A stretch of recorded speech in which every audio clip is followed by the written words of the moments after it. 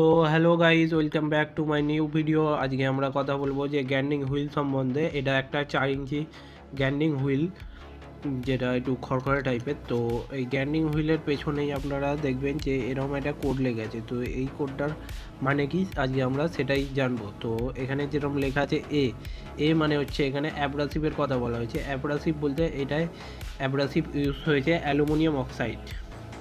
তারপর আছে 24 মানে হচ্ছে এখানে গ্রেন সাইজ বলেছে, মানে এতে যে অ্যালুমিনিয়াম অক্সাইডের যে সাইজটা আছে সেটা কত। তো এখানে কত 24 মানে এখানে কটস সাইজ বলা হয়েছে, মানে একটু এবড়ো খেবড়ো টাইপেরটা কটস বলা হয়, তো সেইটা। তারপর দেওয়া আছে এস মানে হচ্ছে এখানে গ্রেড বলেছে, তো এখানে গ্রেড হচ্ছে মিডিয়াম। এস মানে হচ্ছে মিডিয়াম গ্রেড। তারপর এখানে হচ্ছে যে বন্ডা আছে, বন্ডা হচ্ছে কি, বন্ডা হচ্ছে এখানে বিএফ দেওয়া আছে। বিএফ মানে হচ্ছে সিনয়েড রিনিফেট নামের একটা বন্ড ইউজ হয়েছে। তো ভিডিওটা কেমন লাগলো অবশ্যই কমেন্ট করে জানাবেন।